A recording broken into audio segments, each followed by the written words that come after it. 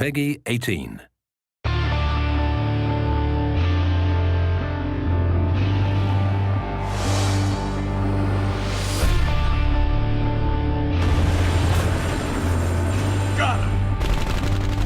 Spec Ops The Line is a third-person military-themed shooter with a focus on a dark and mature narrative, which follows a squad of Delta Force operators into Dubai on a rescue mission.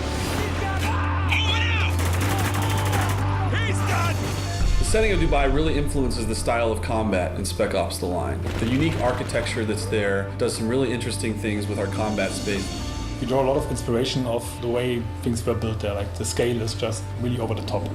And as an art team, we use that to translate it into our game environment. So all the spacing is bigger, everything is a little bit more grand and spectacular. The city's been covered with millions of tons of sand.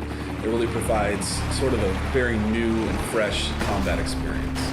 One of the elements that's very interesting is the fact that you're quite often walking on what you perceive to be solid ground, but actually you may be walking on a dune that's covering a 30-story skyscraper. During combat, you have to constantly be thinking about where you're standing and where you're located, and you may even tumble through a skylight in a building into an entombed space that's been covered by sand.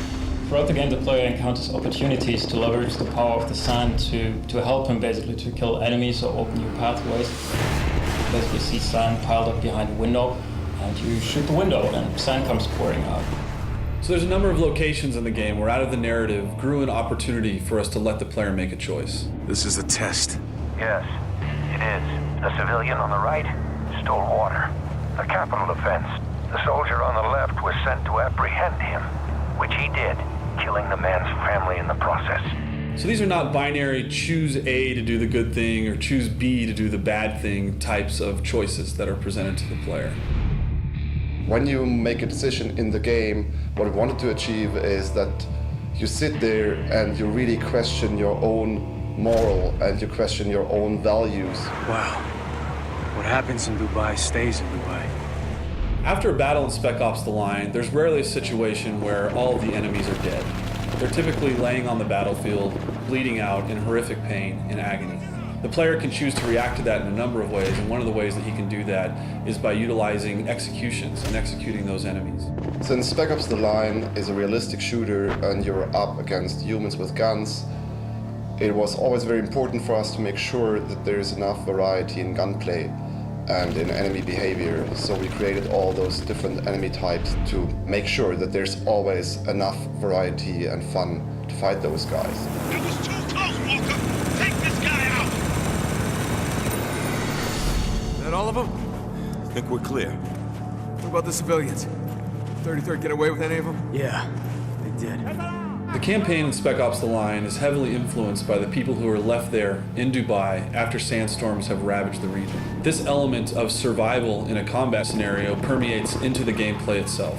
Many of the conflicts in the campaign actually had to do with those survivors and these elements of them trying to provide for their families and protect them from the situation that they found themselves in. This element of civilians being found in the middle of combat scenarios adds a lot of tension to the combats in Spec Ops The Line. The CIA doesn't start when it can't finish. Well, now's the time to prove it, because I'm not telling you shit. No! What the hell? What we wanted to achieve was that the player really not only makes his decisions as the character, but also as himself, as a person, as the human in front of the console. We hope that this invites players to think about what wartime scenarios are really like for the people that are trapped within their confines.